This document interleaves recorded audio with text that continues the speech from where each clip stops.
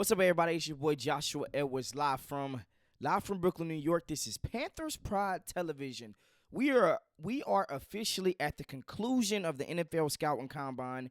Now free agency is about to kick off. You're about to see people sign record-breaking deals. You're about to see guys get franchise tag, transition tag. But here are the NFL key dates that you guys have to remember.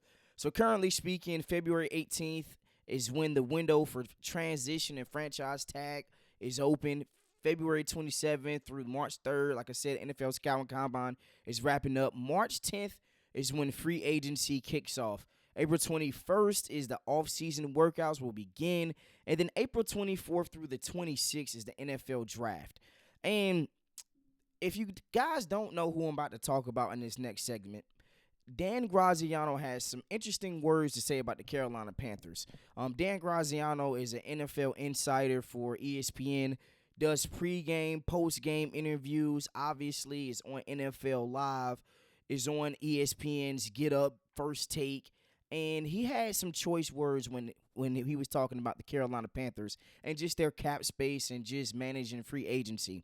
He said, quote unquote, I expect the Panthers to seek big names in free agency. Javon Hollins, Cameron Bynum, etc. might be one of the teams willing to spend big bucks to lure defensive tackle Milton Williams away from the Eagles. Now, if you guys remember, I have been talking about this unsung hero in Philly since the time that free agency has kicked off. I mean, 5 sacks, 10 QB hits, 24 total tackles, 7 tackles for losses, and he was a guy that wreaked havoc in the Super Bowl. Now, Cameron Bynum is a guy that I really have not talked about at all in free agency.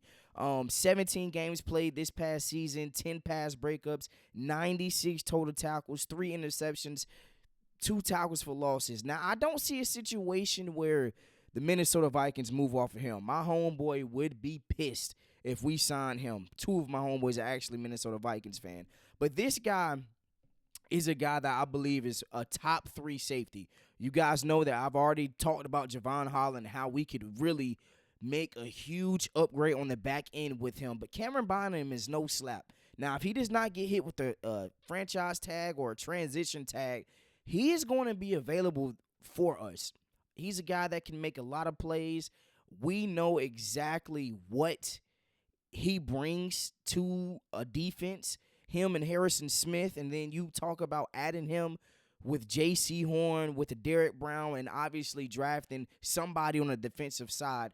He is going to be a huge upgrade, and I think that just the more that I look at his tape, he pops off the tape. Chase Young is obviously another guy that's going to be there for free agency. I'm not a huge Chase Young guy, but he is better than what we have currently speaking. And the QB hits are off the wall. So when you just talk about Milton Williams, when you talk about Chase Young, when you talk about Cameron Bynum, like all these guys currently speaking are going to be huge targets in free agency. Dan Graziano said it best. Like, he expects us to make moves in free agency. And Cameron Bynum, I think, is probably going to be the better of the 3. Obviously, Milton Williams is a game changer. Like I said, you partner him up with a Derek Brown, he is a game changer, but we need help on the back end. If we take this dude, Milton Williams, in free agency, I'm telling y'all for a fact, we are going defensive back at the 8th overall selection. But if we don't, and we get him, Cameron Bynum, in free agency, then obviously we're going defensive line come draft. So, like I said, man, just we are in a time of high expectations for the Carolina Panthers. We are in a time where teams are going to be spending big bucks, and we are one of those teams that has a lot of cap space. We're going to make some moves. Hey, we here now. Let's get to it. Now, Jalon Walker has had some shades of Micah Parsons 2.0. I've talked about him in a couple episodes, but I went back and watched the tape. He did not test at all during the NFL Scouting Combine. He's going to test during his pro day. Him, Mikael Williams, a couple other guys, obviously, for the Georgia Bulldogs. But when you look at the tape, He was he's literally a guy that is Micah Parsons 2.0.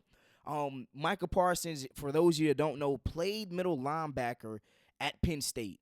He then transitioned to stand up defensive end with the Dallas Cowboys. Guys, he went number 11 overall.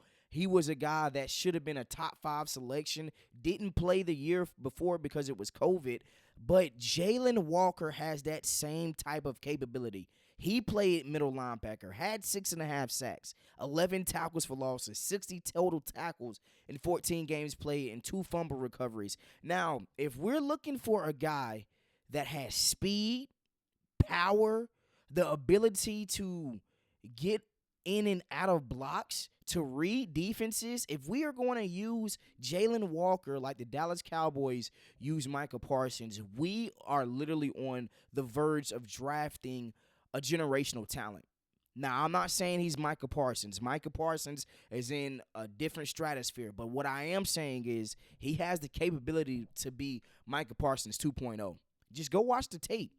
Go watch the tape on what Jalon Walker does. Like, that's why he's such a highly touted guy from Salisbury, North Carolina.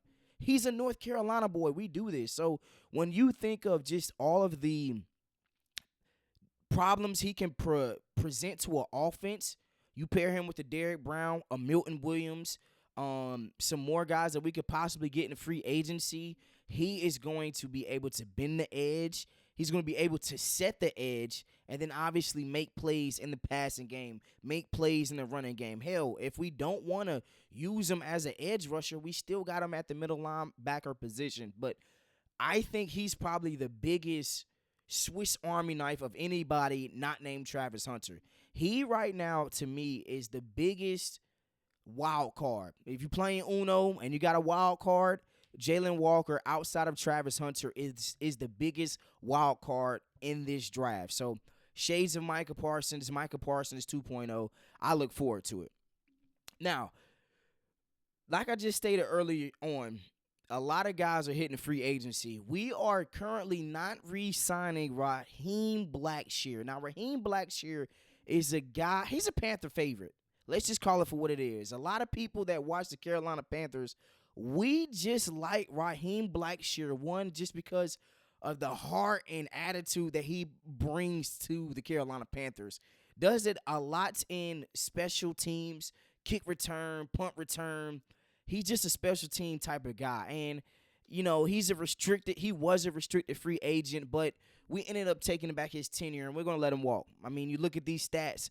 Why the hell would you want to pay him anything? If anything right now, if we were to reacquire Raheem Blackshear, a 1-year, 2-year deal, 3 years, $3 million, that's what we're kind of looking at right now. 16 games played, only averaged 5 yards per game, 80 total rushing yards, 0 touchdowns, 0 receiving yards. And like I said, man, he's just a guy right now that is part of that cap casualty that I talked about.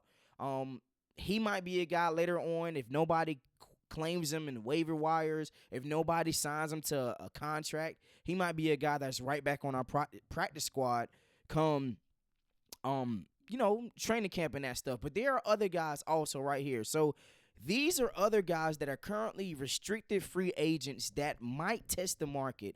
So Devin Thompson, I'm going to start from the bottom. Devin Tompkins is the guy right here in the middle below 68. Yeah, he's definitely becoming a unrestricted free agent. Cade Mays, number 68, plays some pivotal time at the center position when Austin Sherbert or Corbett went out with the injury. He's a guy that I really believe we're going to retain again. Chandler Walton, number 57, the linebacker right here in the bottom left-hand screen of your screen.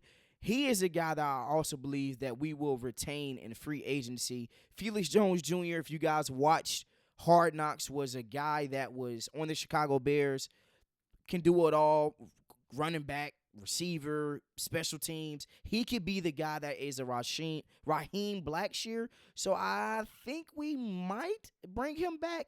And then the last one is Dan Chisney. He, number 88, onto your far right of your screen, is a guy that we're probably not going to retain.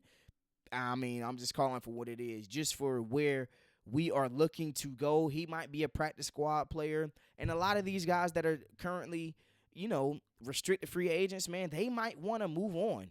And that's okay too. But like I said, man, we just didn't retain Raheem Blackshear. So these are also just a couple guys that are currently restricted free agents that will be possibly hitting the market in 2025.